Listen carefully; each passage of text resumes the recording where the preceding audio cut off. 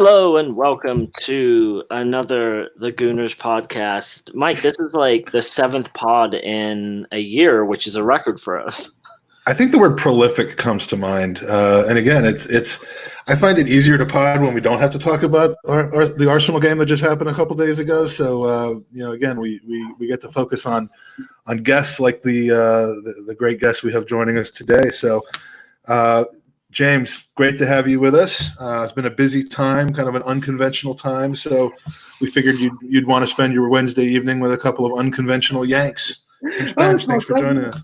It's a real pleasure. Yeah, it's nice to talk about football still, despite there being no football to talk about. It's nice that we can still manufacture conversations about it.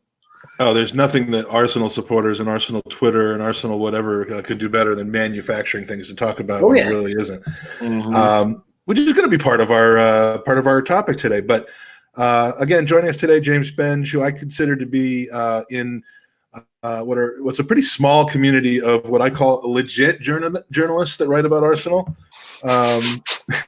and that's an understatement. But that's saying something, because our Arsenal media market may be a little known for being a bit clickbaity, a little bit of spin sometimes. And to James' credit, he is not at all a merchant of that kind of journalism. The man is Oxford. The man's Oxford educated. He's written for the Evening Standard, currently the senior football reporter for Football.London. Welcome to the Gooners podcast, James Benge. It's my pleasure. It's been a little while since we caught up, but it's good to see you. Another strange meeting after our last catch-up in Denver. That's true, yeah. I think you'll probably end up enjoying the one that was virtual and 4,000 to 5,000 miles away than that one. But welcome. Less stressful. Yes, thanks for joining, for breaking your Gooners podcast duck. So, looking at your CV, which you know that I did, even though Andy's the creepy one, I still I do the research. You're one of a surprising number of people we found in the Arsenal journalism world who have a business or financial services background, and then kind of veered onto a journalism path, which I find interesting because I have a business and financial services background. It's factually something I do as well now. And I would be part of that group if anyone in the world considered me in the Arsenal journalism world, which no one does. But is there a reason that you started transitioning? I mean, like from a professional standpoint? Yeah, so it was a brief segue into financial services. I worked for what I can say. I was thinking, should I say? I worked for the Royal Bank of Scotland, which was super fascinating because this was sort of 2012, 2013. So after the worst of the crash, which obviously hit RBS really hard. But no, the plan was to treat that as an experience. And I always knew I wanted to come into journalism. I have to say, I don't really think for a very long time I thought about football journalism as where I was headed, but I'm very glad I ended up here. But RBS was a great opportunity to learn some new skills, to, understand kind of a bit more about how the world works. And let's be honest, if you want to understand how the world works, you need to go to banks, really, or maybe, I guess nowadays, maybe social media companies. But certainly at the time, it felt like a really interesting place. It's fascinating, great company with really kind, genuine people who were working really hard to turn around an institution that had failed really badly. But no, for me, it was always also about saving money, being able to afford to pay for a master's in journalism without taking out a crippling bank loan, and just having a great experience. 2 years, an awful lot of fun, living around the UK. So you actually took saving money really seriously, to the point where you spent every day in a bank. So you would just like take money out of your pocket and just put it directly into the. I mean, there were other upsides to it, but kind of the plan is, put it this way, that on the darker days in journalism, I do think, what about if I'd stayed in banking and stayed working at a city bank? But it was always the plan: earn some money. I'm sure it's always there for you if you need it. But we don't want that pool. We don't want the pool of legit journalisms in the Arsenal world, journalists in the Arsenal world to go down, because we're certainly not going to be in a position to replace them. And you have a concept about Spanish banks and football. I wonder if the same thing was true in Scotland. Well, there's a reason that 3 teams in Spain can afford to buy and just overpay every player on their team, and that's because I believe the Spanish banks just allow them to take out loans they don't have to pay back. I've never really challenged that opinion from a financial standpoint because I like it when you have these strong opinions and never let go of them. Well, it's just like, as far as you can't say there's not the same thing going on in Scotland with with pretty much 2 teams getting all the glory. I mean, there's probably a lot happening in England or, in the Middle East with the banks that run certain clubs. But, it's, I don't know. Don't put me on the spot like that, Mike. Yeah, that wasn't in the script. Well, you did make that transition to journalism around 2014. Of course, as is your style. You didn't just do it as a hobby or a vocation. You did you got the proper education for it, and then from 2014 on, I mean, it is the Arsenal FA Cup win pretty much that inspired you. I mean, you saw trophies and you're like, I got to get some of that. I brought more with me. So the 2014 win was kind of one of my last days working in banking. I couldn't get a ticket for Wembley, but I was at the Emirates Stadium. I don't know if any of your viewers who maybe were there that day or are aware of what happened that day. There may well have been a pitch invasion involving the tens of thousands of fans that had gone to Wembley to see the game against Hull. There may well have been a pitch invasion. Of course, I would not have taken part in that. Of course not. If anyone from Arsenal is watching, Never. And then the 2015. And that's not a big clump of the pitch that's behind you that we can't see right now in your background. Then the 2015 season or the 2014-15 season was when I started covering Arsenal a little bit more. Really started working full time for the Evening Standard from 2015-16. So my first professional competitive Arsenal game was Petr Cech's debut. I think that was 2-0. He was responsible for both goals. Probably one of the worst Arsenal performances I've seen, and I've seen quite a few since. But yeah, I mean, it's still been an utter privilege. James, before I jump into questions, and sorry, because my son's going absolutely batshit crazy outside of the office door, I want to take a quick moment. So, Mike, there's a project happening with some Arsenal fans to raise money for NHS charities and the Hackney Food Bank. And I just want to quickly give these guys a plug so people can head over to, on Instagram, the account 1886. 18 is spelt out with 86 after. They're selling prints from a guy named Chris Reed, who is creating a Arsenal shirt project book. So he is a director, film director, and a photographer. He goes to almost every Arsenal home match, takes pictures of custom shirts, and he's putting these pictures up for auction on a website, and they are going to be selling these and then donating the money to the NHS and then the Hackney Food Bank. And Have I got that right on the screen, Andy? You do have that right. So if you're interested in just going over there and gandering at what they're doing, you can check out everything, and they are actually all Gooners. And Chris is a friend of mine he was a student. Foreign exchange student is what they call it, right? Yeah. Foreign exchange student back in, I think, like 2003. He found me on Facebook because I was wearing an Arsenal kit in my picture. And he just messaged me and said, is there anywhere in Milwaukee I can watch the match? Which started like 10 minutes from that moment, the message. And I said, yeah, just come to my house. I'm watching it. Came over, never met the guy, and been really good friends ever since. If you see any Nike commercial during the World Cups, he directs them. So he gets to work with the athletes and gets to travel the world, and he's got some pretty fascinating stories. We should actually have him on. I just don't know how much he can share. So this is the one time that you invited a random person over to your house and it worked out well. It did. Yeah. Okay, because I've heard of a few stories not so great. Yeah. So Grindr and that sort of thing. Not everyone you meet on Craigslist is a good person. That's something that you just find out with experience. You really can't know that until you've been there. Really learned that the hard way. But anyway, so yeah, head over to 1886, check out the prints that they're selling and raising money for good charities. 100% of the proceeds do go to the charities. And they're printed by Gooners and they're made by Gooners, so it's really fun.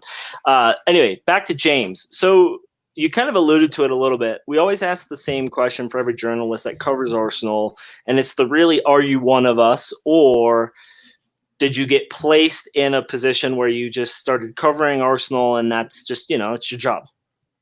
I am an Arsenal fan, or certainly have supported Arsenal my entire life. I don't think there's much point in denying that, and I think it's quite weird to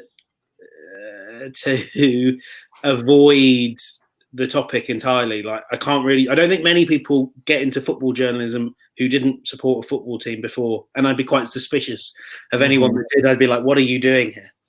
So yeah, it was a dream job. I didn't sort of say, I won't work for you if you don't let me cover Arsenal. And I mean, the more you get involved in covering clubs, and mostly I cover Arsenal, but not solely, the more it all kind of transmogrifies and it all gets kind of mixed up with your relationships with people at these clubs. And, I now find myself the clubs that are just really easy to work with. You always wish them on, will the best for them, clubs where there's people that you just know and like. Charlton, for me now, it's almost become a sort of second team just through covering them. But yeah, it still doesn't kind of come close to the joy of just being able to be around, be behind the scenes, at the club you've sort of grown up with. It's right, and you certainly wouldn't have the positive reputation and the career that you have so far if you were overtly biased or fanboyish towards Arsenal. So I mean, you've done obviously the necessary and good job of separating your fandom versus your journalism, which is nice to see. We have to ask you this question. I mean, the elephant in the room is Mike. You haven't put on that much weight. No, well, it's been pretty bad. I've been ordering DoorDash and Uber Eats pretty much 8 times a day. But the other elephant in the room. Which of these two moments was the better moment in your life? A, when Lord liked your tweet. No. Or B, last July when you met and spent 3 lovely days and nights touring the Western United States with Andy and me. And you don't have to answer right away. Just take some time to ponder. Oh, Lord, sorry. So, what was the post, by the way? I can't be arsed to go back and search like James Benge plus Lord equals tweet or whatever. She's one of my favorite current artists in the world. I always viewed myself as going to do music journalism, dreamed of writing for the NME and all that stuff, and it just didn't work out that way. I'm really happy with how it did work out, but I mean, yeah, that tour was just sensational, just the most fun. Because we've liked a lot of your tweets, and we're not in your profile, so I don't know. Feelings can get hurt. So I'm sure most of the people that listen to this podcast know this, but what had to have been the 2 worst weeks of your life started in the press box at Dick's Sporting Good Park, where 2 weird guys roll up looking completely out of place. You did, because you were wearing a suit. I wasn't wearing a suit, but fine. Yeah, we learned that the suit wasn't necessarily a requirement. But anyway, to be brutally honest, we're not offended very easily, clearly. At what point, starting with literally right away to 5 seconds later, were you like, who the fuck are these guys and what are they doing here? Oh, I mean, it's a press box on tour. You see all sorts of interesting characters when you're away from the Emirates Stadium press box. I thought it was really interesting and really valuable to have local media and kind of people that come at it from more of a fan angle. Obviously, in our conversation with Josh in particular, I just thought, I think there's always a lot of debate about kind of having that fan voice in press conferences and all that. I think in this instance, it does liberate you in a way in terms of the questions you can ask to someone like Josh. And we'll get to that because there was an interesting moment when that happened that I didn't even realize how interesting it was until later. But yeah, I mean, this was Andy's wacky idea about a month or 2 before the tour. he's like, well, we're kind of media. Just submit that. So he's like, let's just do it. I write something up, and 2 weeks later, we're credentialed media for this tour, which was absurd. Because John Cross and that fuckface from the Sun, here we go. Within 2 seconds, realized we should not be allowed in that room. Here we go. Yeah, Andy, I have to say, I can't let you go without saying Mark Irwin from the Sun is a really fantastic journalist, a really nice guy. So I am going to stand up for him. Okay. I want you to, but we have some thoughts, and I guess just a question regarding that. But let's. But for just to point out, Mike, I'm sure they're both nice guys. Like I'm sure, and they were. I mean, they talked to us. They were pleasant. Whatever. Journalistically wise, let's get. We can agree to disagree. Well, and we're certainly not in a position to know the day-to-day activities, but we're again our viewpoint is more as the reader than the creator. So in the press area, again, you and Mark and John were had this look on your face. It was very nice. Like, okay, which one of them is sick? This is obviously like a Make-A-Wish situation. I'm assuming it's Andy because Mike looks hasn't stopped eating from the buffet since he got here. But honestly, that night was surreal, and not just because we were walking around someplace we didn't expect to be, but as you mentioned, that morning the We Care Do You campaign kind of broke, and it forced Arsenal's hand into making some comments at that moment, ultimately resulting in Josh Kroenke spending about 15 minutes with the 5 journalists in the press, well, the 3 journalists and 2 podcast guys in the press box, and so we had this surreal situation. And Andy, you had some thoughts on what happened, James. First, because it was kind of new to Mike and I, but we obviously went into the meeting, and then we left the meeting, and then we were told, hey, none of this can hit the stands until we were given a certain time, and then that kept changing. Is that normal?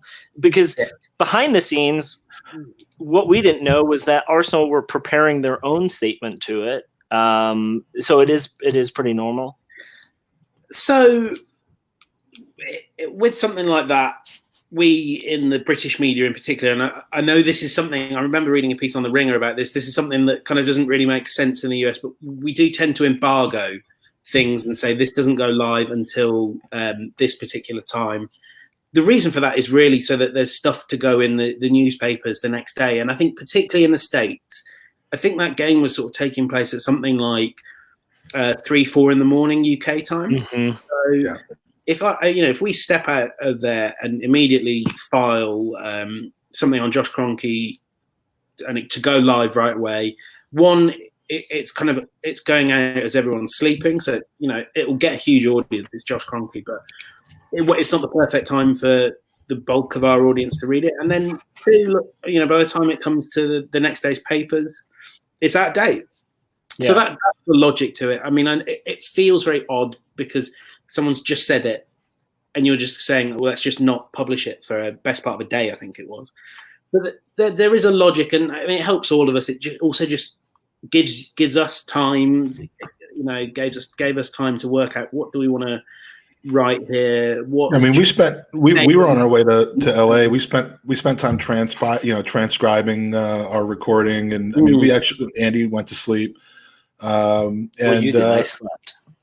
Right, that's what I'm saying. You went to sleep. Sorry, you broke up for a second. I did all the work. I mean, it was fascinating, and it, for the most part, from a publishing standpoint, the embargo held. It was interesting, though. Just as an aside, I started seeing tweets from some notable Arsenal accounts, about how Josh apparently gave a press conference in front of selected fans. That was one thing that I read.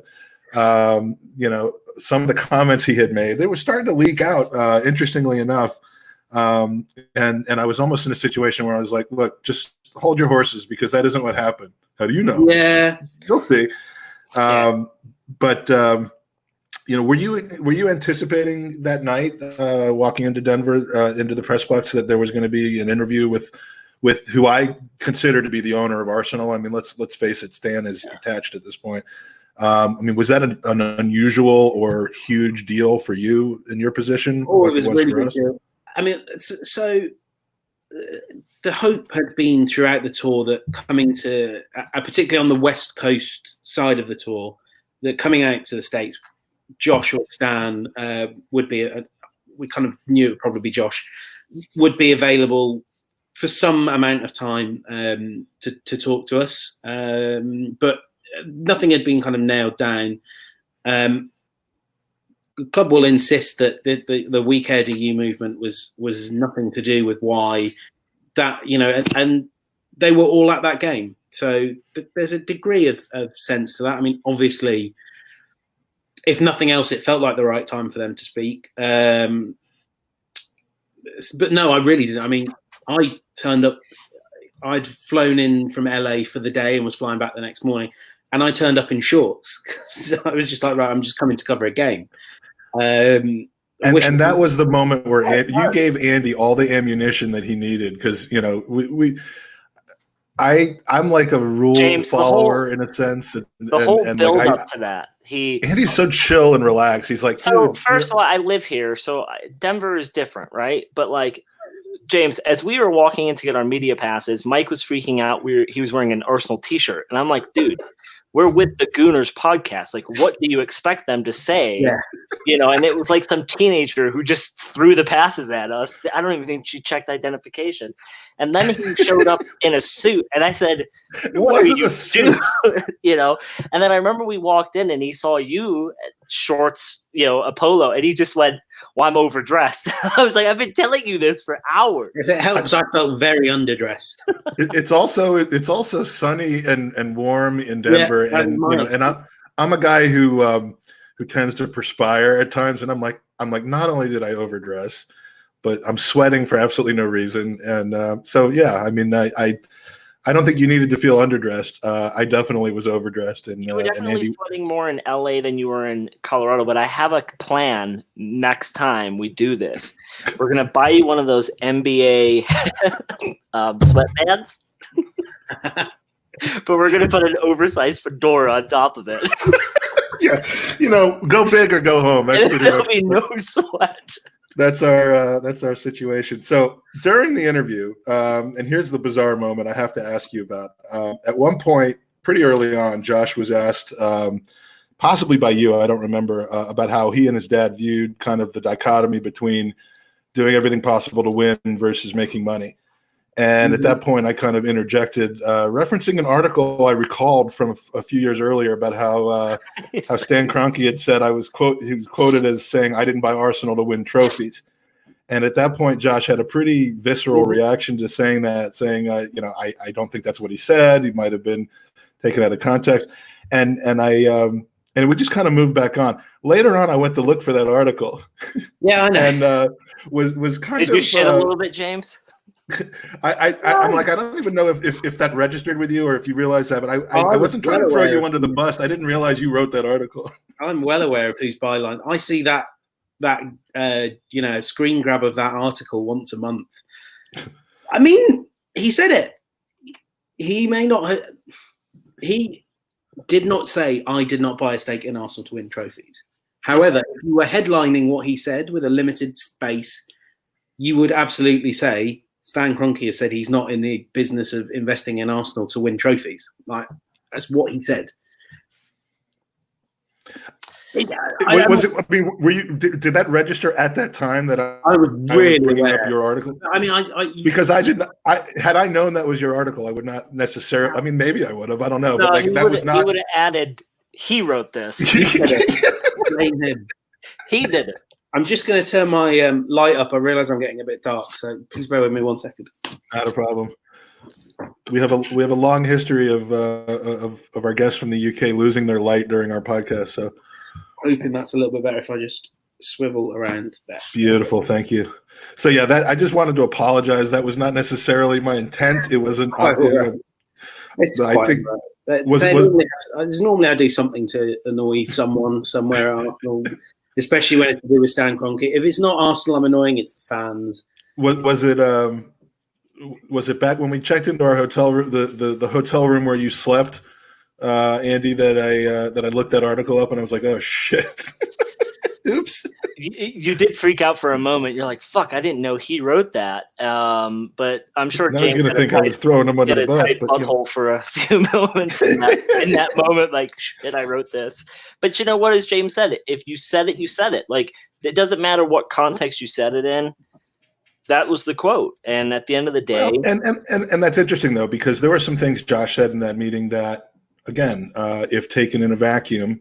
It's not the fans' job to worry about these things. Can very easily be taken out of context. And speaking of that, we were really interested. Having been in the room, we knew that there were three media entities: John Cross, yourself, and then Mark from the Sun.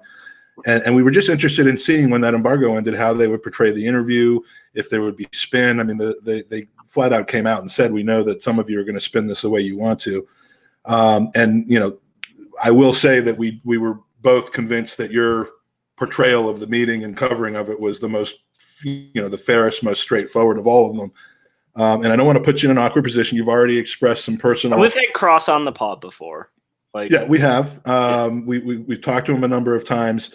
But if you don't want to answer, you don't want to answer. But I'm sure you read the piece that the Sun did the next day. I do not remember it, I have to say. And I must say, I don't think I did. I think it was the what was the wind up merchant Kroenke? That was the wind up merchant Josh Kroenke's 10 most insulting lines from his press conference. That was the headline. Every single thing that he said that could have been taken out of context was in order to make him seem detached, aloof, and disrespectful to the fans. That was our opinion. It's out there. It can surely be looked up. And again, I haven't seen this article. I guess number one question would be whether it's something that was written by someone that was there or someone that wasn't. The name on the headline was not Mark's. I will say that, but the thing. And I think we can attest from experience. Josh was not taking the piss. Mm-mm. I mean, I had conversations with my editors. Obviously not in terms of the copy I filed, but they felt I went a little bit soft on Josh. And I kind of came back from that saying, actually, I was really impressed with him. I thought he, was very considerate. It didn't really dodge much. You're always left wanting more from interviews like these, but I thought he was pretty honest. And I got a bit of grief from my editors. They basically said, in light of what the Arsenal fans are saying, you're soft batting him. But I think we forget that. That's fascinating. Now, do they say that to you, James, because they want that little bit of edge for clicks, or do they look at the whole picture of the Arsenal world that we're living in right now in the last 5-10 years and go, hey, this is like you are being soft on him. They're like, why did you? It was never a conversation about clicks, never at all. No, about my core diary. It was actually about. It wasn't even about. It was about a tweet I'd done, where I'd said I really appreciated his time, and I think in that context, with the We Care DU movement before that kind of went a bit crazy, and with everything else that had been said, I think that we forget how poorly that interview went down with supporters, particularly because Josh then went and did a few filmed interviews, one with David Ornstein, obviously.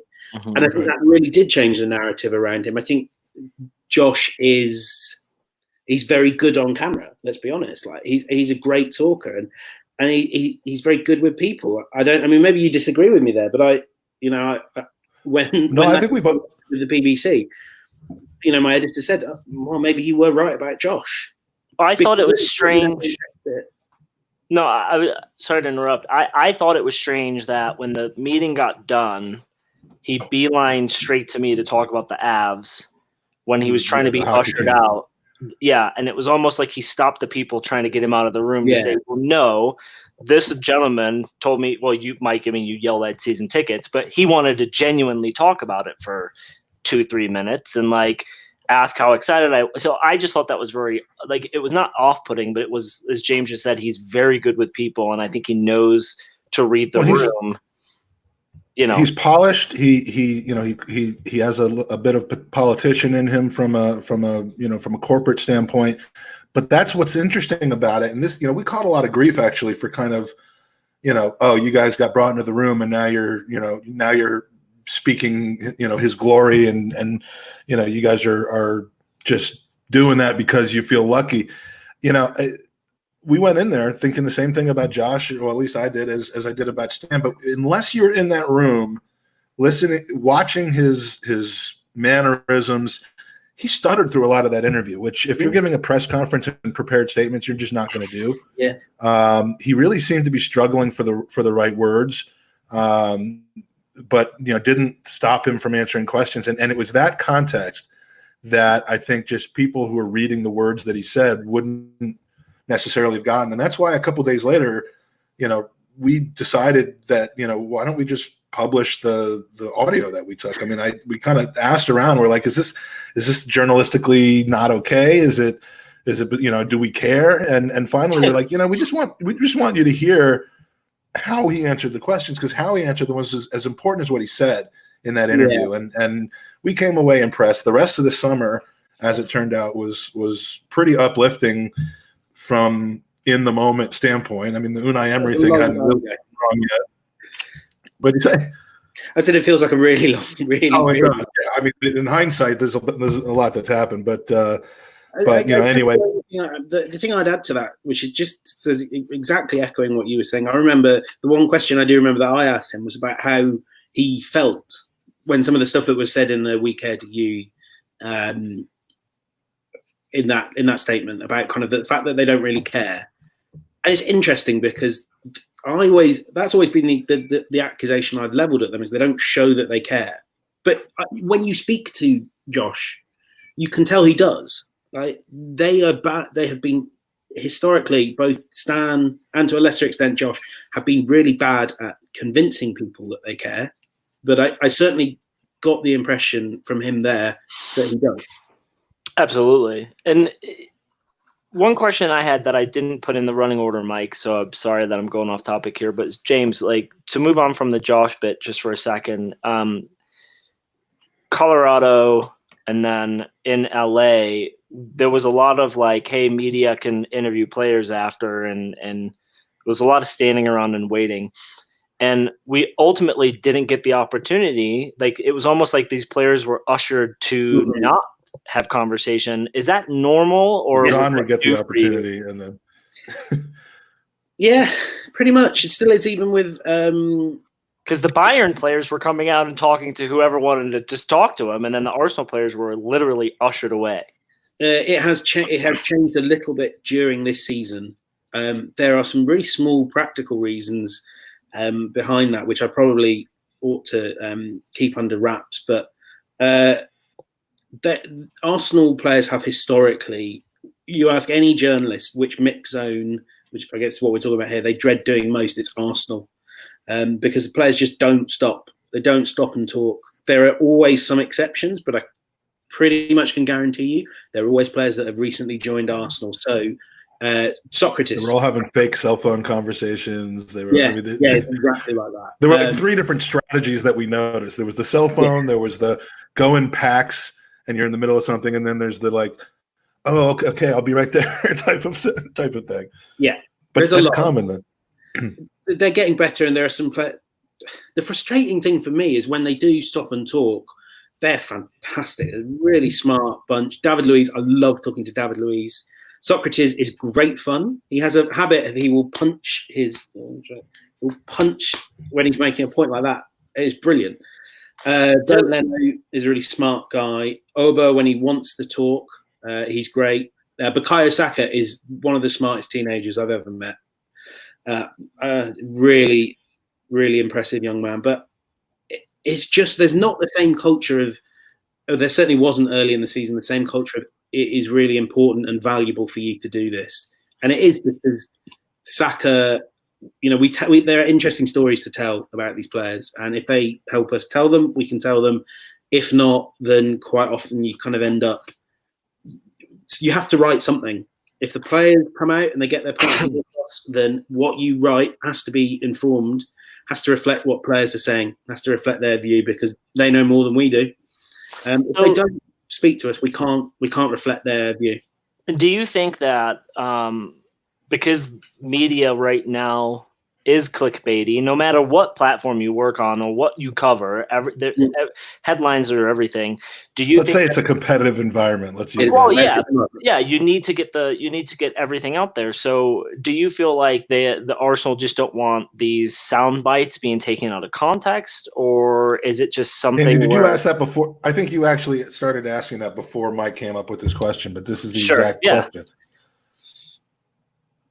I wonder if social media, for the people that are listening only, I wonder if social media clickbait headlines hinder the will of players or club management, I would say, to want to do interviews.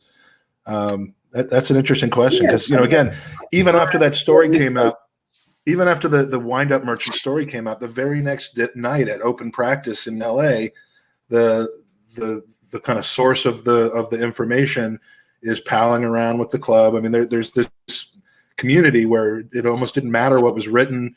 They were still welcome and friendly and that sort of thing. But from the player standpoint, I mean, is there this trepidation, or is it just something that needed to be worked out over the summer? I think kind of mentioning that is quite a good example of the fear from clubs and players, which is not necessarily the people who come to write these pieces the first time round. The people that were in the room. It's what happens when someone just picks up on a little line that's said, a throwaway line, because quite often people don't go for, the last player I spoke to was Pablo Mari after the West Ham game. And it's not normally the first. I remember he was talking about staying at Arsenal. And a lot of people then will grab something different and they will take it out of context. And they're not doing that maliciously, They're doing that because they go, this is fresh. If we put this line out on metro.co.uk or wherever, I feel a bit bad naming. But I mean, come on. Then they've got a fresh line. No one else is engaged with that. No one's seen that because you've all seen the stuff we put out at midday or 10:30 UK time that is like Pablo Mari has said this. And then half an hour later, you see a new piece that goes, oh, Pablo Mari said this too. And it's something that's been buried away. And if you're not there, or if you've not spoken to people that are there, which is often how mix zones work in the UK, you just don't have that context.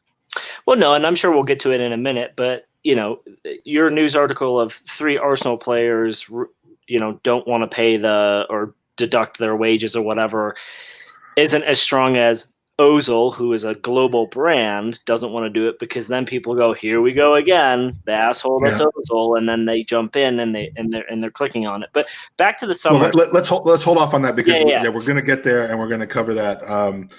The last thing I want to say, and then Andy pick up off this, but I mean the way that you cover a game when the game is on, I mean, James is not messing around during the game. Laptop on.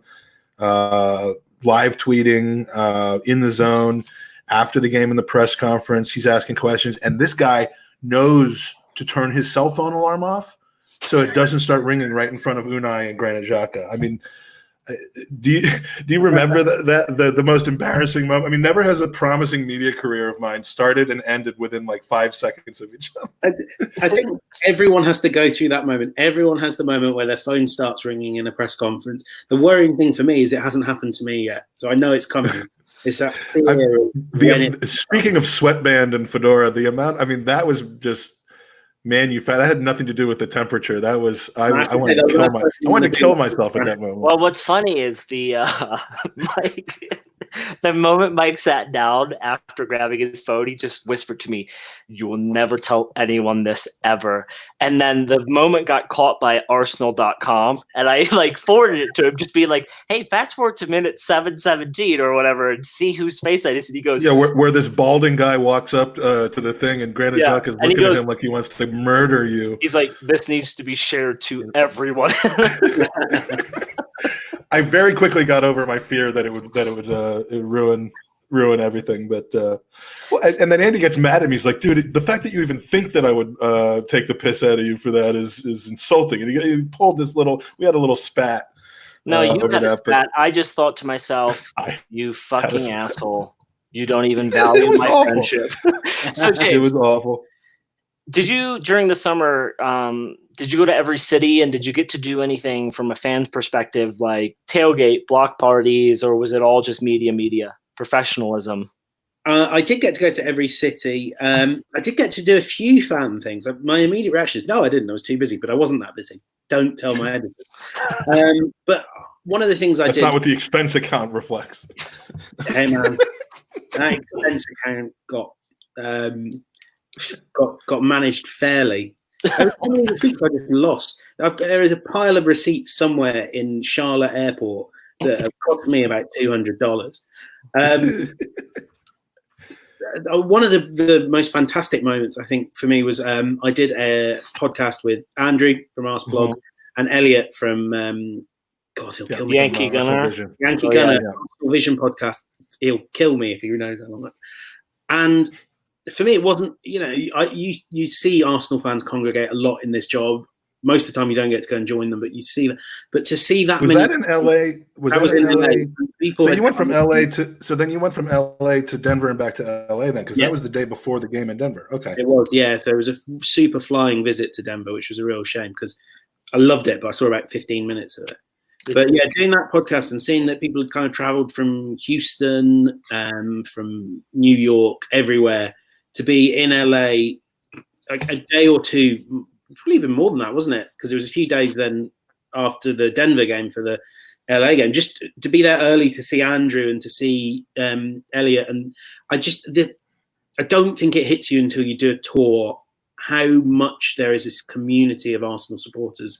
Absolutely. And just the incredible lengths that you guys go to follow your club. And I've had colleagues, I've had people that also they kind of talk about the match day fan as if it's something superior. It's different, but like it's not. It's the passion.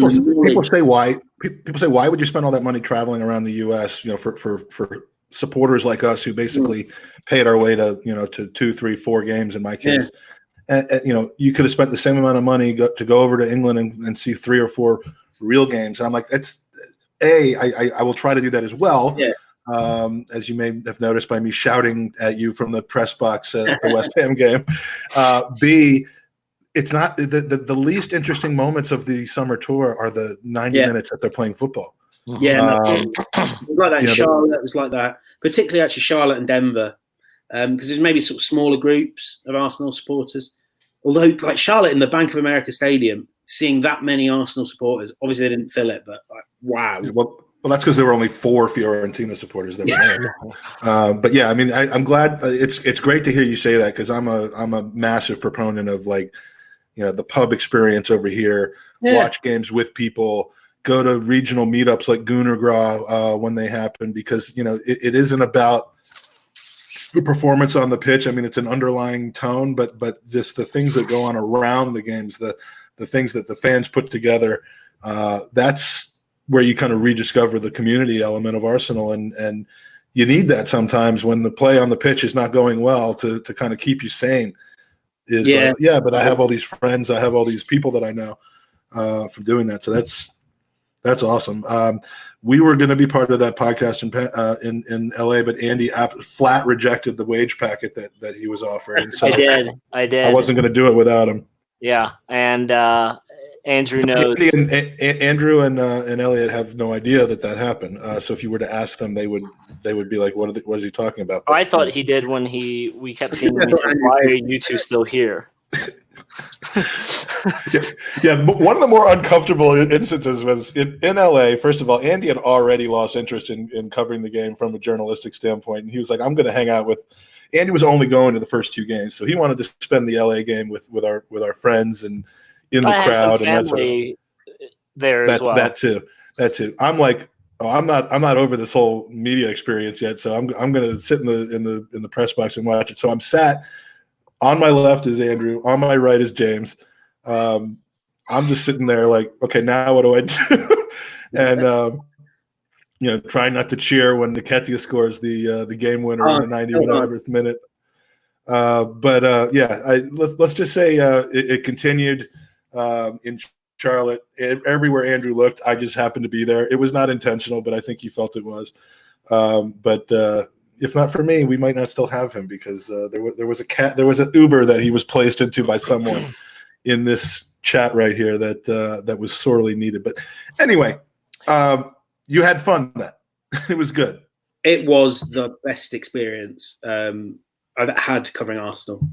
I think it helped. It was straight after Baku, which might have been the worst experience I've had covering Arsenal. I bet. So how has the last month been for you covering Arsenal? I mean, you've been cooped up from home, churning out regular insights on a regular basis. Are you finding it harder to do things remotely since you're not able to be next to someone asking them questions? Or has there been an establishment for the press to speak with club executive players via video chat? Anything like that? I mean, they may not need these face-to-face interviews anymore. I hope that's not the case, but certainly, we don't tend to have much access anyway beyond sort of game day stuff. So coping on that side, most of the time I work from home outside of games anyway. So again, I can cope with that. I think the struggles have been coming up with interesting things to say when the news agenda slows down a bit. Thank God this is Arsenal. It's rarely very slow for very long.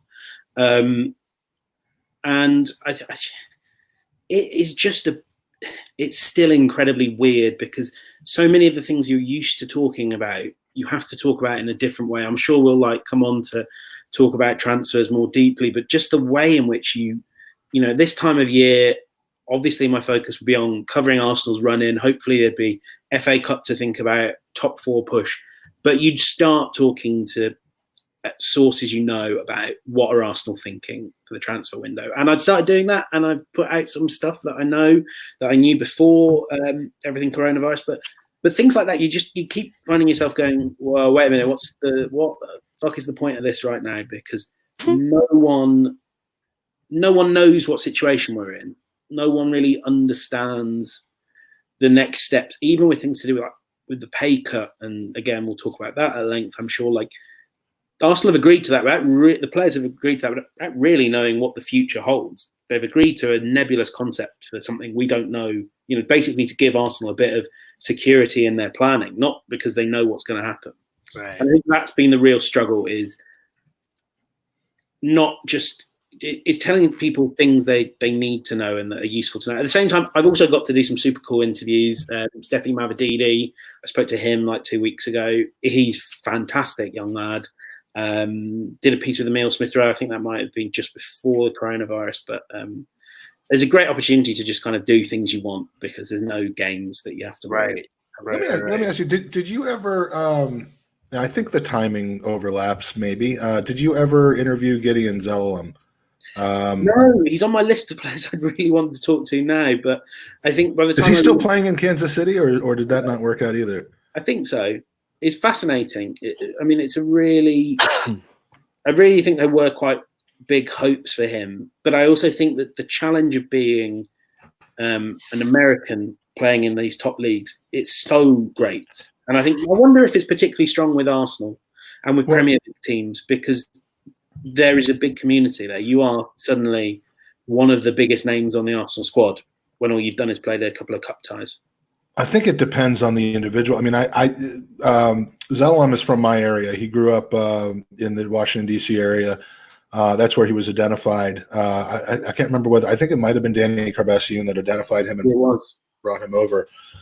And he's from my local area as well. I went to it was U21 at the time, game up at Meadow Park. Is that okay? And I went there to see him. It was Halloween of 2015 or 16. I can't remember which one. I went there to see him and obviously came away impressed with this guy named Alex Iwobi instead. But what I saw was a kid who looked like he didn't feel he belonged.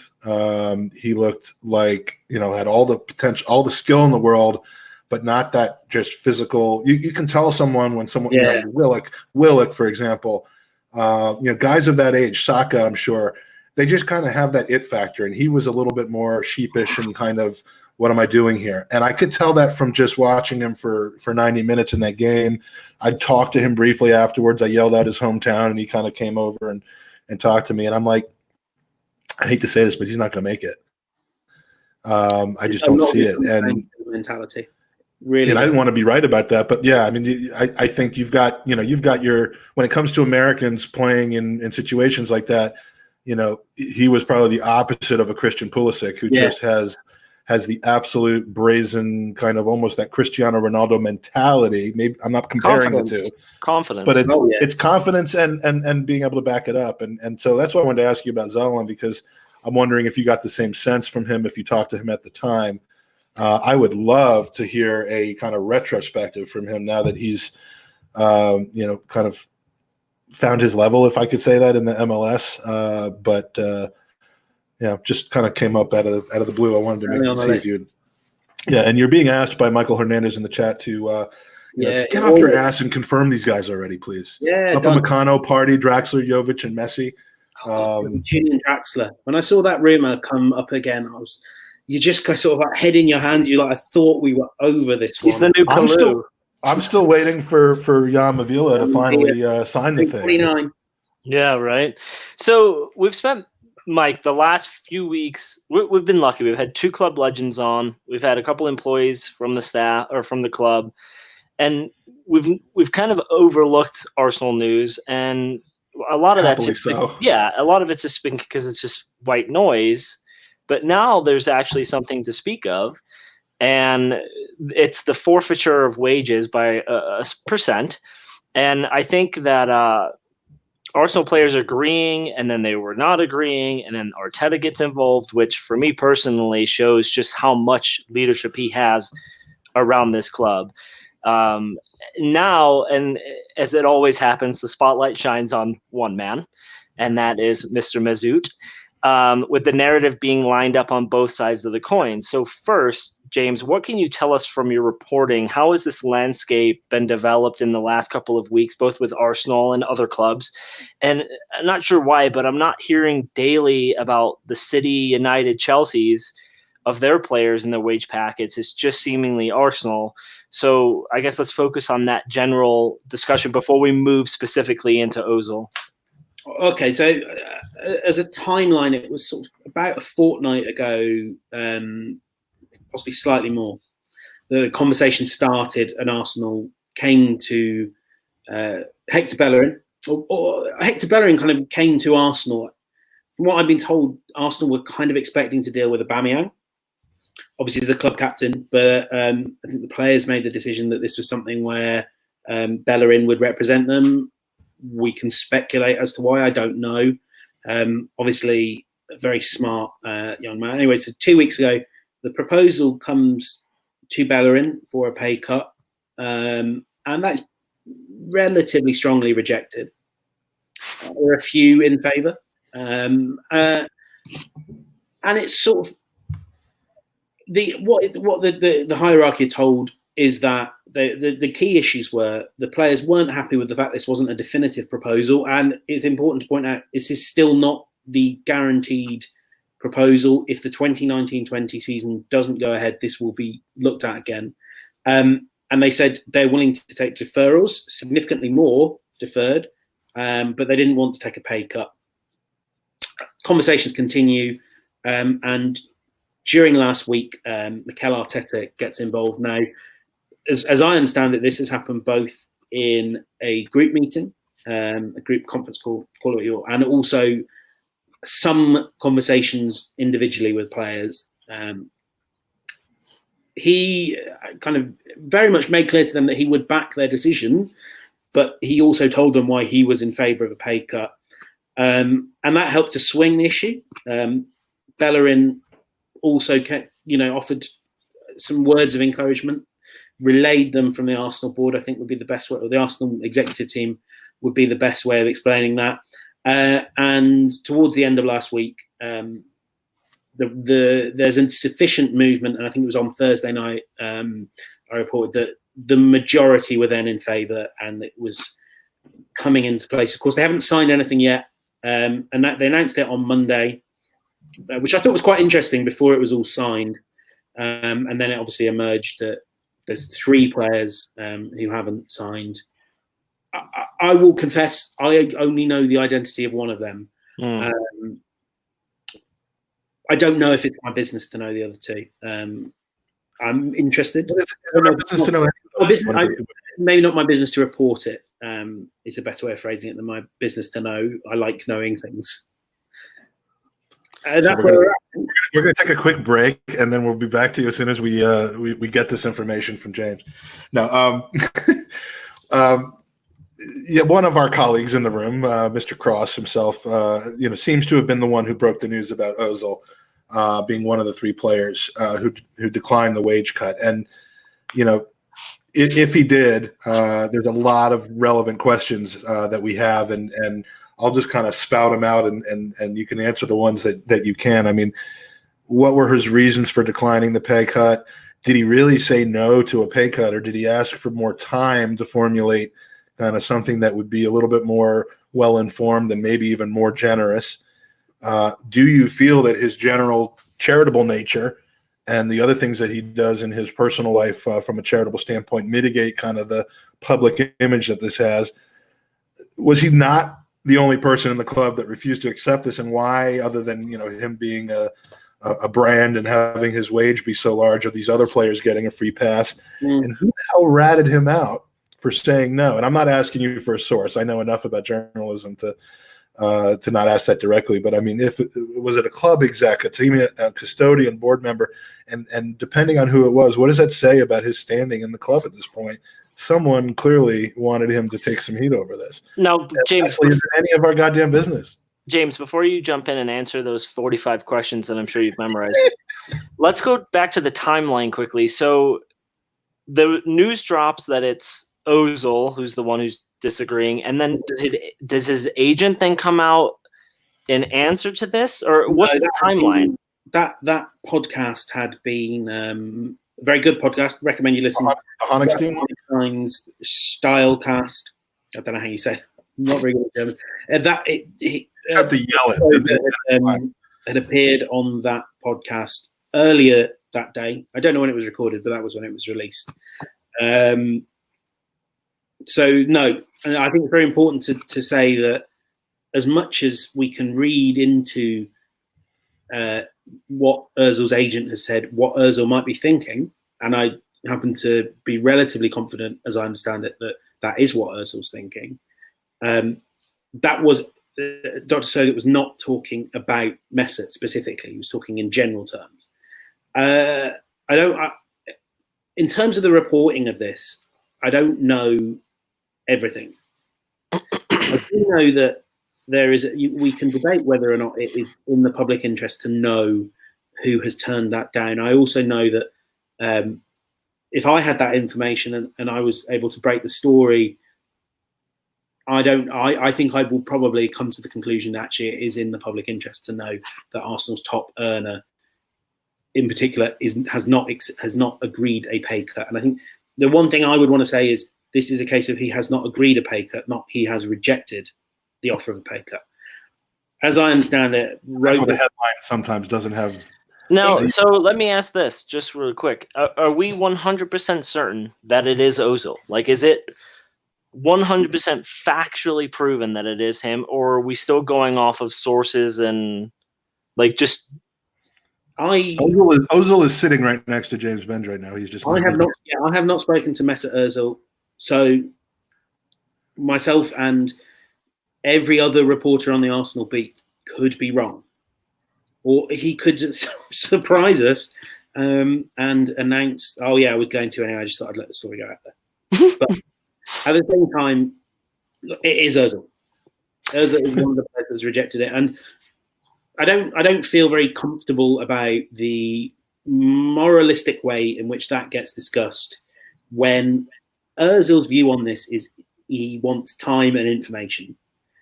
He is prepared to take a bigger deferral now. So I don't know. He hasn't put a figure on it as far as I'm aware, but it would be much more than 12.5% deferred. And, should the situation necessitate it further down the road, he is happy to take not just 12.5%, but whatever percent is necessary when Arsenal come to him and say, we need you to do this. And here is detailed description for why. There are a lot of reasons why Arsenal need their players to take a pay cut. they earn about £100 million from match day revenue, and people I speak to at Arsenal think that they will not have fans in the Emirates Stadium again in 2020. I think we probably all agree that's going to be the case. Yeah. So that's a huge financial hole, and the players' pay cut is not filling all of that hole. Nowhere near. We're talking about 20 million they're saving. Yeah. I mean, at the end of the day, for Ozil, that's what, $42,000 of a £350,000 a week salary.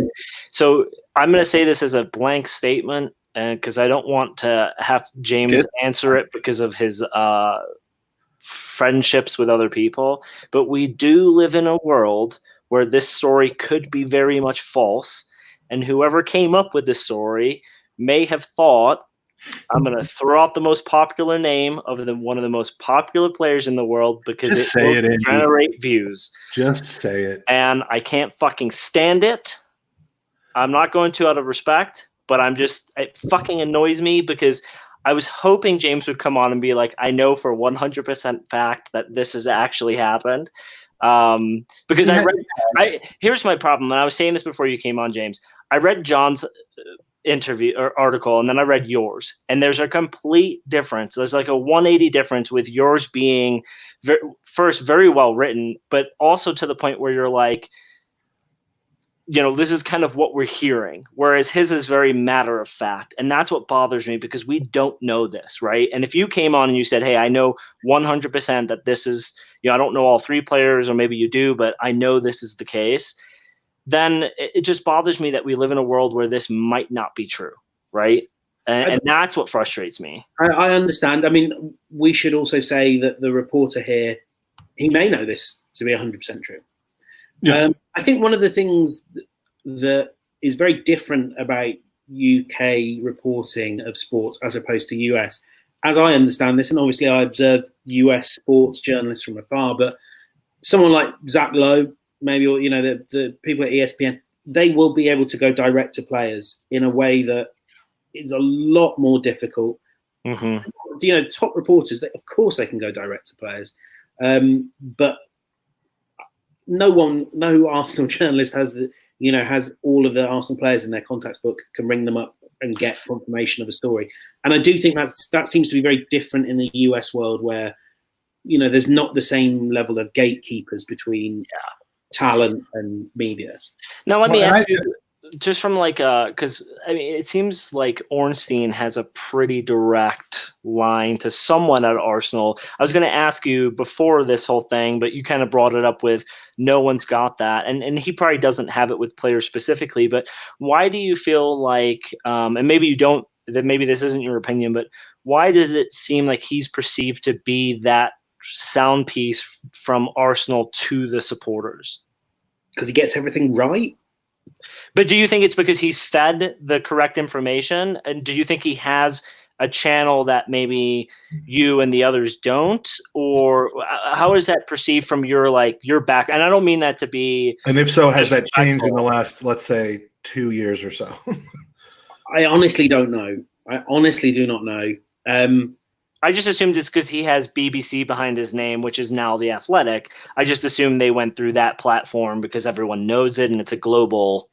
Well, he was roommates with Arsene Wenger for a minute. I appreciate that sometimes it feels like there might need to be more complexity to this, but David's just a phenomenally well-connected journalist. I don't see him very often. I probably haven't seen him in... we'd know each other to say hello, but I certainly don't know him that well. But he has just built an exceptional contacts book and is really good at his job. And sometimes that drives me mad because he somehow has some unique ability to publish content when I'm about to go home, when I'm about to log off for the day. He somehow knows that. That's the thing I really want to know, what his inside line is. How do you know my rotor? He has this wall that looks like the at the Pentagon where with all the different televisions, and he's got the video crew of all of his competitor journalists and what they're doing and what they're reporting on. It'll turn out he's like what was that guy? Not Mastermind, but some from that animated movie, Megamind. He's just like Edward Snowden. He's tapped everything. They're like, how the fuck does he know this? we haven't even made the final decision yet, and he's already saying this. Yeah, I mean, I'm of the viewpoint, Andy, that this is obviously true because it sounds very much like Ozil. How though? Everything that let me finish.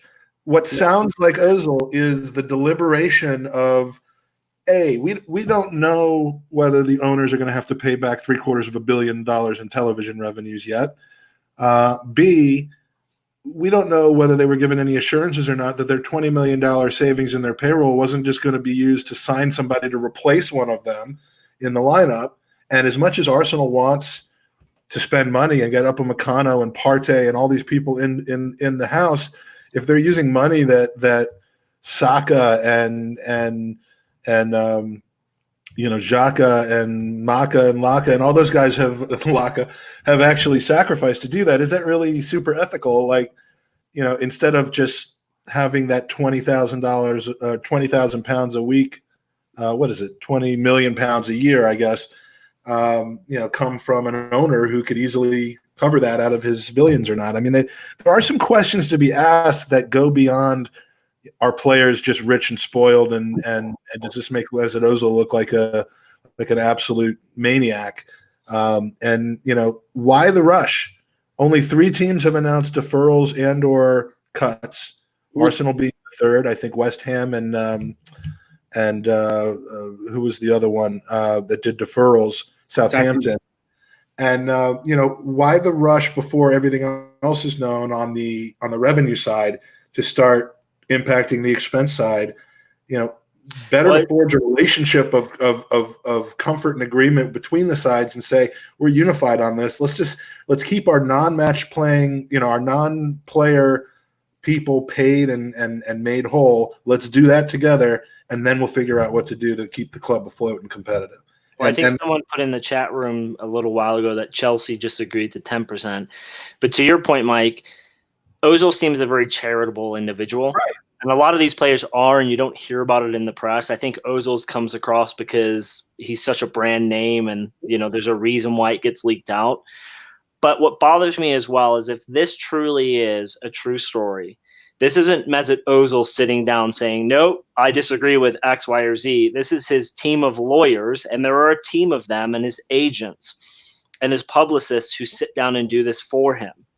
And that's where it bothers me that unless we're 100% certain on who the 3 players are, all I'm saying is there's a world we live in right now where this may not be true, right? That's not what I'm hearing. And silence speaks volumes. Again, I think we don't need to go down the rabbit hole any further, because all of a sudden the podcast is just going to be you and me talking on a.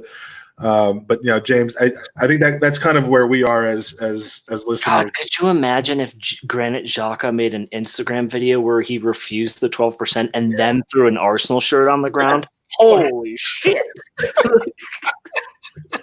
That would be worth that. Andy and I had a huge falling. I mean, in a podcast sense, falling out over the Granit Xhaka thing. I was livid. He was supportive, but I would pay to see Xhaka do. I mean, I think that would be such a hilarious piss take, except for the non-hilarious feedback he would get from that. Oh yes. Turn comments off for one post and do it, and then So you've given some insight on the legitimacy and the significance of the involvement of Arteta and Bellerin. I was going to ask you if that truly was as as significant as it was made out to be. Does that give you kind of positive feelings about those two being manager and captain together for years to come? Well, or is that extrapolating that a little too far? Well, it did at first. I think there's an issue. There's an issue with Arteta. Some people I've spoken to have mentioned that some of the young players felt rather uncomfortable, or could have felt. There was a feeling that some of them may well have felt rather uncomfortable that Mikel Arteta was involved in this. So I know that I don't know the specifics of the Chelsea case, but I believe that Frank Lampard wasn't involved in these talks. And I do think there's something a little bit problematic about the manager, the guy that picks the team, coming along and sort of saying, we think it's really important you take this pay cut. And he may well say, look, I have no reason to believe, and I cannot imagine that he would have said, if you don't, this will affect your chances of playing for me. I don't think that would be true of Arteta at all. But if your boss said, I need you to do this, and you felt uncomfortable doing it, you might feel, though, compelled to do this anyway. You might feel that you don't have a choice. And I know that certainly for some of the young players, so involving Arteta is one of a number of things Arsenal did to help put their case across. Another of those was saying, let's keep this in-house. Let's not go to our agents and talk about this. And again, we think of agents as people that are always out for a quick quid, and they would want to make sure these Arsenal players didn't take a pay cut. But actually, young players, senior players, all of them, none of them are that experienced, that worldly, and they pay agents, they pay managers to advise them on these things. And taking agents out of it, do I think that was the right thing to do? I don't know. The picture that for me is increasingly emerging is Arsenal have done some outstanding work and really are leading the way in coronavirus in terms of how a club should act. And I think some of the other top clubs in London and elsewhere should learn from that. But I do think that the desire to get on top of costs at the Emirates has potentially led them to put a little bit of undue pressure on certain players. And it is right that the players take a pay cut. But could this have been one that's been rushed through a bit when we don't know what's happening with the Premier League season? Having said that, going back to what you originally said, of course it speaks volumes of Arteta. He's a manager that the players admire. He's also a manager that the players kind of respect, and he's a bit. Imagine Unai Emery trying to interfere with this conversation. You wouldn't know what to sign. You'd almost certainly end up signing the wrong thing. Well, it's got this Arteta thing has a little touch of the Arsene Wenger's about it, doesn't it? Where he's maybe meddling in things that a coach or a manager should not be meddling in. Yeah, and I don't know whether That's a great effect, though. I don't know whether he made the decision to get involved or he was asked to get involved. Right. It's a really hard one to call. I think we won't know whether or not Arsenal have gone about this in the right way for years now. It might really come down to how these players feel about Arsenal and whether maybe they feel like that, whether they remember, God, they really put me under pressure there. I don't think they were fair in terms of how they managed me. But that might be years until we really know the answer to that. I just think we're all, myself especially, guilty of snap judgments on these things. And that's the Arsenal way from a fan standpoint. And it's how, unfortunately, it's how our landscape operates. Not just media, social media. Mm-hmm. You've got to analyze these things fast. You've got to get the stories out right away, then get the analysis even quicker. And I think really we're not going to know for a little while whether Arsenal have done the right thing. Now, I do wonder if, Mike, you had pointed out, why are they doing this now? I'm wondering if the Premier League, the FA, have come out and said, hey, our anticipation is that fans are not going to be in the stadium for the remainder of the calendar year, and you have to start financially securing yourselves. Because wasn't it Burnley who came out and said, if this doesn't get resolved quickly, we will cease to be a club. Yeah. So I'm wondering if they've gotten news from the government. So James, over here, the sports leagues have essentially figured out how they could continue their seasons. But I think the NHL said it best. They're trying to ethically figure out how they can test their players and not say to the masses, well, these players are getting tested because they're celebrities. They're trying to figure out, how do we get tests so we can compete and then test players if we feel like something is amiss. And I know over here they just, I think yesterday, Mike, the FDA approved an at-home test. So we're getting damn close, but I think that's, hopefully the Premier League are following suit. They've got a plan on how to do it. It's just, how do we do it ethically, right? Yeah. And we don't piss off the masses.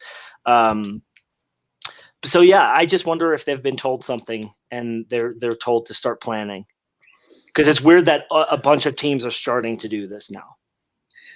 Yeah, and I was going to ask the question. I mean, where does your understanding of? I mean, I know there was a big announcement that was kind of a non-announcement on yesterday, that really was more like we'll announce something more on Thursday, which is tomorrow, as of this recording, as to what's going to happen for the rest of the season. But that UEFA wants it to be played rather than not played, even if that's behind closed doors. But what are you hearing on kind of how that would take shape? The will is still for it to be played behind closed doors. That pretty much every option is being explored. I think it looks like, because I've got Brighton and I've got Brighton, Sunderland, and Manchester City tickets I need to get rid of still. Well, yeah, I think you may be getting the money back for them, because what it looks like, the rough direction of travel, I don't want to nail this down and say this is what's going to happen, is that we're probably going to have in the UK games in hub areas. Wembley's like a really good example because there's a lot of facilities built in that area. Players will be tested rigorously. They may even be required to stay at training grounds. I don't know. I don't think that's possible. It's not even possible at Arsenal, let alone some of the smaller Premier League clubs. But look, no one knows is the God answer. And much like in the USA, there's a huge lack of testing going on. NHS staff in our country aren't getting the testing they need. The tests are alarmingly starting to show false negatives also. I mean, even when there is testing, it's not necessarily accurate. So, and I mean, my personal view on it is I think they will try, and I think it will fail. I think. James, do you think this season will go null and void? I don't think it'll go null and void. I don't think it'll be finished. I think it will just be cut. It'll just be sort of, sorry, Aston Villa, sorry, Arsenal. Congratulations, Liverpool. I just don't. I can't see the legal ramifications behind that. The teams that are going to get relegated. Can't. It's just until they're statistically out of it. Not even talking about Liverpool, right? Because they clearly deserve it, right? One would say they're not going to win. You could say that they shouldn't if they don't, because of the equality of it. But no one's going to say that they could have still blown it. But if there's one team in the history of football who could blow it, it is Liverpool. But they're not going to. They are just miles ahead of everyone else in just terms of depth and strength. But I just can't see the legal ramifications of those teams being relegated who would be okay with it. The relegation would be the big problem. I think you could even make a case to teams in Europe of just tough. We don't really care. I think there's got to be a lawsuit then. Yeah, you should have. Yeah, exactly. Potentially with relegation, I wonder if this is me completely spitballing here, but maybe as the last act of the league, you institute some sort of relegation playoff. Sort of say, here's 6 teams, 3 of you are going down, sort it out. No solution ends without someone being highly aggrieved. Yeah, exactly. Well, if you just look at the table now, you've got Arsenal, Spurs, Wolves, and United, who are out of the top 4, who probably have more lawyers. One of those teams have more lawyers than. Let's just take a look at Norwich, who are in the bottom 3. Those 3 teams have much of an argument to say, well, hold on a second. There's a lot of money riding on this. That's why I just don't know that they could just say. I think if you were to poll 99% or 100% of football fans, there'd be a large majority that would say just hand Liverpool the trophy. Very much of the people who were against that would probably be United and Everton, but the rest of us would probably say, they're fully deserving of winning. Well, now that they've lost the game as well, Arsenal. Exactly, right? Oh, yeah. There's just so many implications to asterisks and whatnot on this. But, we've got to find something out in the next few weeks, I would imagine. This can't go on. We inch closer and closer to when the season would have been over anyway. And closer and closer to where it's absolutely impossible to finish it before July 30th. And that opens up a whole nother set of June 30th, a whole nother set of considerations. So just so much to find out. The one transfer rumor I think that we have to ask you about today is the one that's growing and growing, which is Thomas Partey. I actually know very little about him as a player other than the fact that, I'm sure Andy and I have a friend who who immerses himself in the in La Liga and would like know his underwear size or whatever. But seems like a player that a lot of Arsenal supporters want to see, and there seems to be a lot of smoke and possible small fires to his dad being involved. What are we hearing as far as that's concerned? And I think we've always got to be a little. It's the wrong time to be talking about transfers at this moment. Well, I mean, but it's fun. Not ethically. I just mean from like a news standpoint. Oh, it's fun though. We all like thinking about transfers. Fun for you. It's the hardest part of the job because it's the part that the loudest minority on Twitter don't let you forget when you report something wrong, which quite often isn't even wrong anyway. I mean, Ryan Fraser, Arsenal did tell Ryan Fraser and his people that they were looking at signing him. But anyways, Partey, so he ticks. I don't know. Again, I think everyone becomes an expert on whichever league Arsenal are going to sign a player from as soon as the rumours build. From what I've seen, I saw him in the Champions League a bit. I think he played at the Emirates as well for the Europa League games. Right. I've seen him a bit. Not a huge amount, but he seems. Isn't he the guy that broke Koscielny's Achilles tendon? He just. No, I don't think that's the case. I'm just thinking that that's the game, but I don't think he had anything to do with that. Maybe, I don't know. He seems like a player that Arsenal know that they need. So there is a will within Arsenal to strengthen the midfield this season, this summer, or at least there was before everything hit. And they kind of want someone that maybe a box to box with an ability to win the ball high up the pitch. It's kind of what Emery wanted to turn Torreira into, but he was a bit slight and a little bit. I mean, it didn't help that he was the only man pressing. So Thomas Partey ticks boxes, and I'm relatively certain. In fact, I know that he is a player that they've looked at before.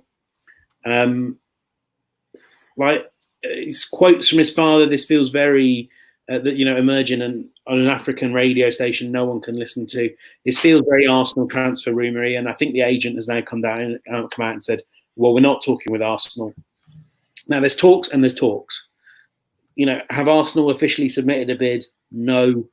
Going back to what we were talking about earlier, the ramifications of spending £50 million on a player at a time when you're asking the players to sacrifice their salaries are very complex. And I've spoken to people close to some of the players who say we would be furious if Arsenal did things like that.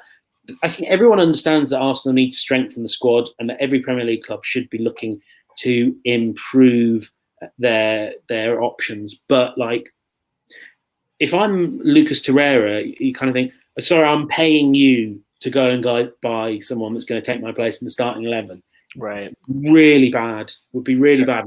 Certainly wouldn't expect to see any movement on that right now. Same reason, like 50 million would be a lot for Arsenal to spend on a player if they weren't in the Champions League in normal times. They might be able to afford it, but like it would be a huge investment that they wouldn't be making at this stage of a normal season.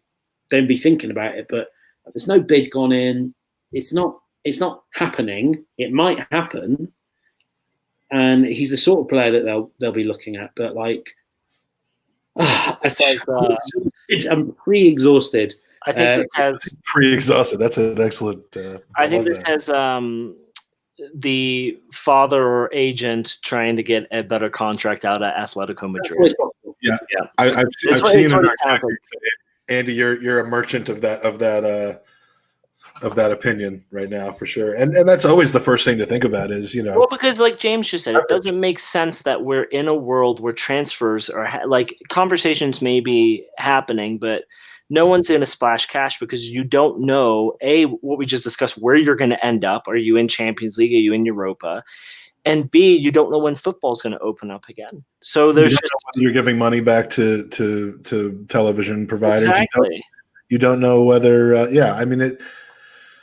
And there was this whole discussion, which I thought was actually a really interesting one about, if you use the furlough program, which everyone seems to have backed off on, at least as the big clubs are concerned, can you use that and then sign a player with a transfer fee in the coming window? I'm like, how does that match? I mean, should you be able to use it, but at the expense of a transfer? Again, there's a lot of ethics involved in this, right? And you assume that the owners of these clubs are going to do right by their employees first. So, and listen, I read somewhere there was an article, maybe James, you covered this, but like it said only, I think it was Sky Sports said only 3 clubs in right now's environment can spend money in this window, like in the summer window. So there's just so many unknowns. In PSG, I would assume. Yeah, makes sense. Yeah. I've been in Newcastle quite soon. I mean, if we had the ability to fast forward 12 months from now and see how the next season ends, who's playing where, and which teams have survived and which teams have thrived. I mean, it's just going to be fascinating. If you're listening to this, Andy Gixer, and not watching it, you're missing a lot of the great comments from the chat group. A lot of the same kind of thoughts that James and Andy have been bringing up. I want to give a quick shout out to the chat because we haven't done that yet. Michael Hernandez has been on fire. Fredo, David Ziegler, we'll give him the David for today because he's come up with some good comments. He wants to actively have Mustafi pay for his replacement. That's him saying that, not me. And he also has watched a 4-minute YouTube video of Thomas Partey making some passes. That's all he needs to do.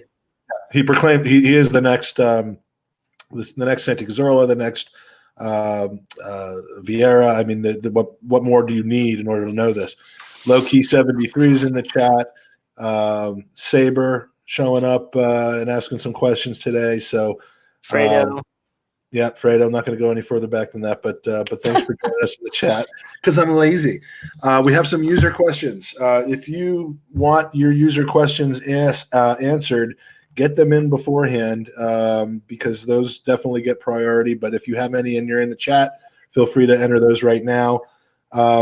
This user question was asked when we were originally set to have you on a couple months ago.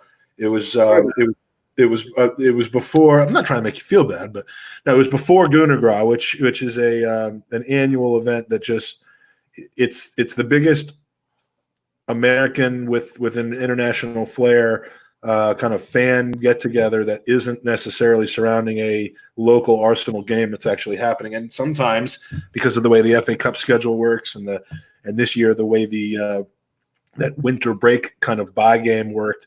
There's not even always an Arsenal game being played that weekend, but it's an amazing gathering of hundreds of Arsenal supporters just sharing what their common bond is.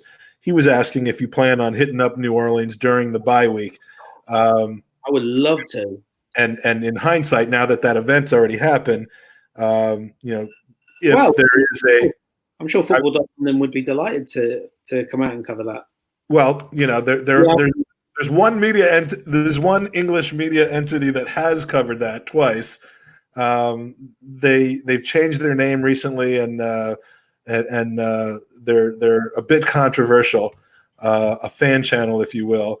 They've been there twice and done a lot of coverage on it, but look, it's a phenomenon, and this is consider this your invitation. I'm speaking to both of you because Andy won't get off his ass and come to this. Only much better. Come next year. I mean, assuming New Orleans is safe to be at again by February next year. If I get to see Zion in the flesh, that sounds like 2 birds with 1 stone. Okay. Exactly. Yeah. I mean, there's that added impetus as well. But it's just great. And then a question: how do you spend an international break or an Arsenal free weekend? Are you covering other sports? Are you covering politics? Do you just still football? International break would generally be England, which is not ideal because they never have any Arsenal players. But generally an international break will be England. I particularly enjoy covering the 21s who do have a lot of Arsenal players, and it's slightly less intimidating. There are a few things as a young journalist more intimidating than covering England with all the top reporters. Arsenal free weekends, I mean, we've had quite a few of them. Usually there is something else to be preparing, and another game around the corner. If not, I'd really like kind of going to see both Premier League and Championship League One You mentioned Charlton earlier. Yes, and there's so many great clubs to go and visit. Fulham, who are right now were doing really well in the Championship again. Probably for any Arsenal fans that come out, and if you've got the game on Sunday and you can go to Fulham on Saturday, it's one of the best places to go and watch football in the UK, in the world. It's a great little stadium. Even with the stand under construction right now, how much is that taken away from it? Because we were set to go and see a game there during my trip last month that got canceled after 6 days. But I decided instead to go to the U23 game against Tottenham that also didn't happen because it just felt like without that stand being under construction, it just didn't feel the same. I think that is true. Yeah, and I suspect it won't be quite the same. But a lot of it is, for me, with Fulham, it's the experience of going to the ground. And I think that the best stadiums, it's about getting there. You know, it's the whole atmosphere leading up to the game as well. And Fulham is lovely. It's not or how do you get there? Tube, or sometimes cycle, and then just like a nice long walk. Well, Football.London doesn't have a helicopter. It takes you in. Land it in the center circle. So from Danny, the GFP, will this, and we assume he means the coronavirus effect and not his current flare-up of herpes, and he's a friend of ours from the Burkamp Wonderland podcast, put football back to a point it was maybe 30 years ago when the game belonged to the fans, or will the rich teams just dominate even more as they have infinite funds and make FFP even more pointless? Yeah, I fear it will be the latter. I just look at this and I think this makes a European Super League and those things that we kind of dread just feel a bit more inevitable. We're going to, I fear we're going to lose clubs in every country, and it will really radically affect the pyramid system. And I think that finances may end up being so skewed that actually it just kind of makes sense for Europe's top teams to break away. I think we're getting to that stage anyway. I don't like it. I know that fans around the world don't like it, but eventually it gets to the stage where it's just so skewed. It's not fun watching. I mean, it's fun watching Liverpool. It's not fun watching a season where teams like Liverpool rack up 100 points and then no one can lay a glove on them, and it's just we can watch the Scottish Premier League if we wanted that. We could watch the Belarusian Premier League, which a lot of people are doing. Watch the Spanish League. Yeah, it feels inevitable. I hope it takes it back to the game. I mean, I'm not old enough to remember what the game was like 30 years ago, but even the early years of the Premier League, it was just felt a bit more real, a bit more personal, like something you could engage with. If it takes Arsenal back to the days of the late 90s and early noughties, that seems like the ideal scenario for me. Oh, that gets the bell. The bell is for things you would only ever hear in an English environment, usually having to do with football. The early noughties is definitely qualified. Really? Yeah. Now, I don't typically read Mike's when Mike does an agenda, I don't actually read it until like 2 minutes before the podcast, and he always texts me, "Have you read it?" Hours before. And so the next question, I assume he wrote and is absolutely stupid, but then I jumped 2 questions down, and this is just pure comedy gold. From our good friend over at the Gooner Talk, Tom Canton, how does it feel to be a real journalist? I'll let you know when I find out. The word real, by the way. I did have to real because Tom's. I love this kid to death, and I've broke bread with him. I've been to matches with him. It's his life goal to be a journalist, and he's a school teacher. And I'm sure a damn good one at it. But 100%. That's where the question comes from. Well, because he did ask. What was it? It was when we were. Who were we talking to? It wasn't Lee Dixon. It was Cole Bassett. It was Cole Bassett, who is a Denver. He played in the game in Denver for the Colorado Rapids and did a trial for Arsenal. And we talked to him after he got back from the trial for Arsenal. And he's actually he takes responsibility for his career because he used to coach him or coach from the same league. But anyway, we asked some of our mates in a chat group, including Tom, and Tom's like, "How did it feel to try out for the Arsenal?" I'm like, "For an aspiring journalist, that seems a little basic of a question." Sometimes they're the best ones. I mean, and so yeah. So how does it feel to be? And Andy had to add the word "real" to journalist. I'm not a real journalist. I just watch football. I asked Perry Groves last week. I tried to ask this question. I said, "How did it feel to play for Arsenal?" And because you had already dropped off, Andy, for a business call, they completely dropped. Like it just sunk and hit the ground like an absolute stone. A couple of good questions in the last few minutes from the chat. Michael Hernandez is on fire today. As a fan, if the season is void, is it worth Arsenal not qualifying to Champions League this season if it means us taking the piss out of Liverpool fans not winning the league? We need your journalistic response to this. The one thing I would say is we've all said this throughout the season. We were dreading the day that Liverpool won the league, because we all know, everyone, everywhere in the country, Liverpool are probably the still second biggest team in the country. Oh my God, there's so many Liverpool fans, and so many of them grew up when Liverpool were the best team in the country. I was 17 and living in England still when Liverpool last won the first division. And they thought it would never end. And they are so desperate to make the most of it, and it would be unbearable. We're all just saying, I just can't be around England when Liverpool win the Premier League.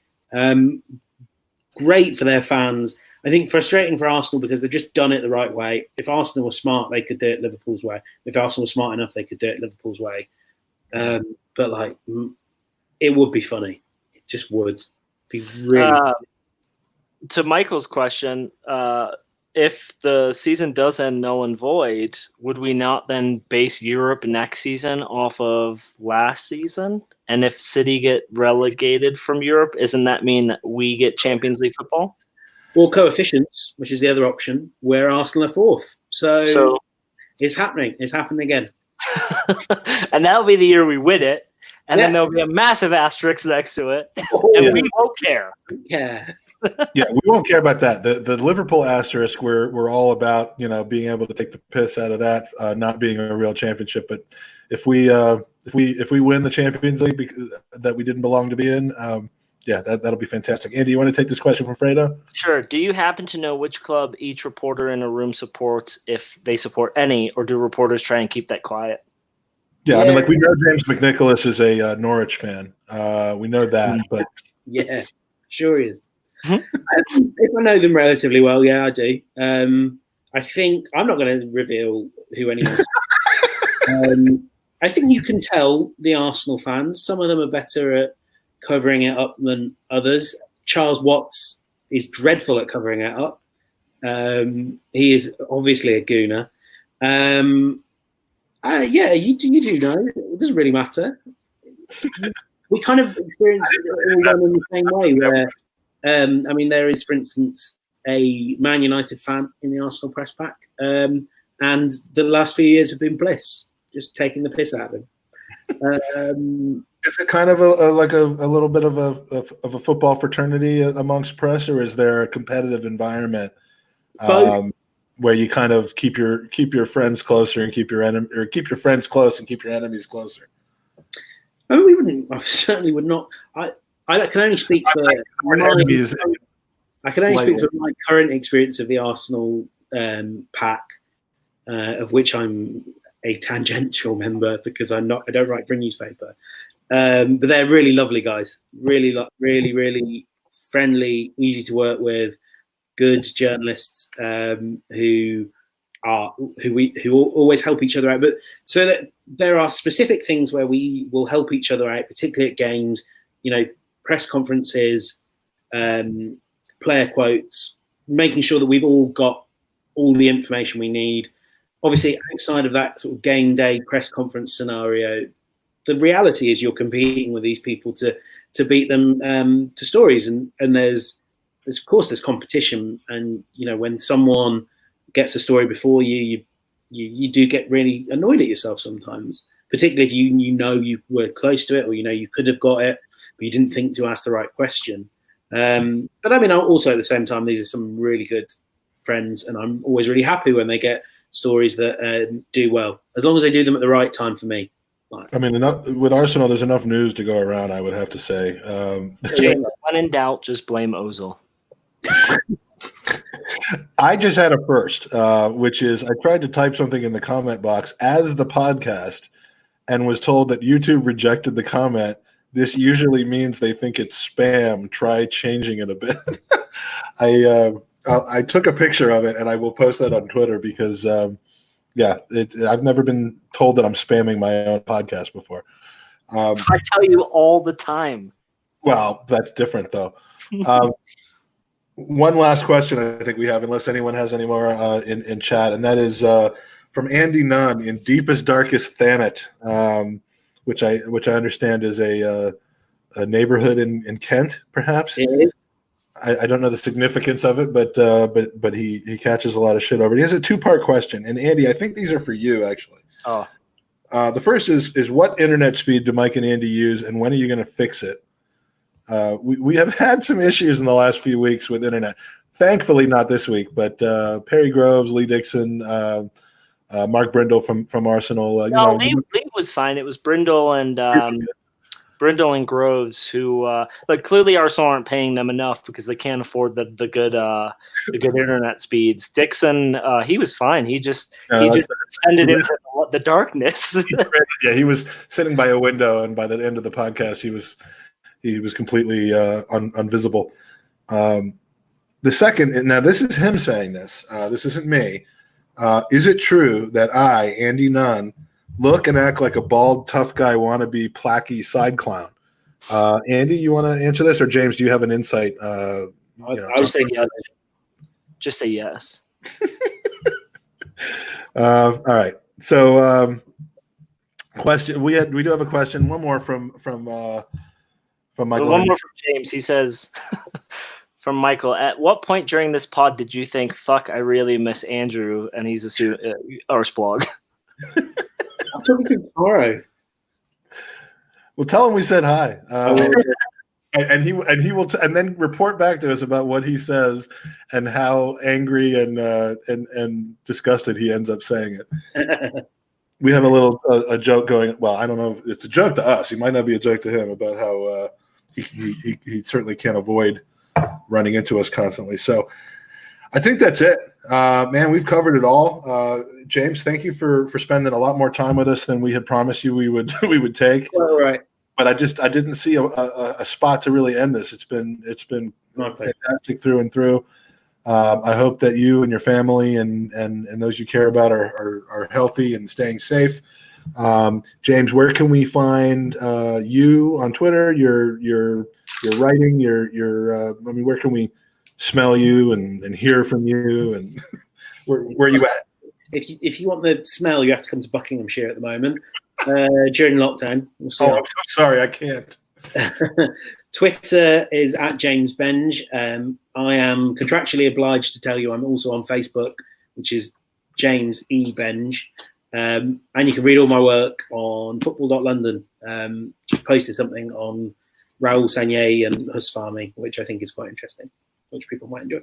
Well, everything, I am a big fan of your work. We really mean it when we say, Andy, obviously some harsh takes on certain elements of journalism, and some of those actually just one in the room with Josh Kroenke, to where what's his name, Kroenke's henchman had to actually cut in and prevent it from getting out of hand. But I think I can speak for Andy when we say we've always really respected and been a fan of your work and the way that you cover the team. It's my pleasure. It's really nice to hear that, and also it's a pleasure and a privilege to cover this team. I really do appreciate how lucky I am and how important it is to do right by the fan base. Stay with us, James. We're going to end here, but stay with us. Okay, Andy has some questions for you. All right, thank you everyone for joining us. If you're listening to the podcast, come on and join us on YouTube one of these times. It's a different experience, and you'll get to interact with other Arsenal fans that are listening and watching. feel free to check out some of our past podcasts. The last month or two, we've had on Lee Dixon, we've had Perry Groves, we've had representatives from inside the club like Mark Brindle. Earlier this season, we talked to Stuart McFarlane. It's just great to hear a little bit more about people who are close to Arsenal and can give you some insights that we can't. So with that being said, have a great week, gentlemen. Take care, everybody. Stay safe, stay healthy, and come on.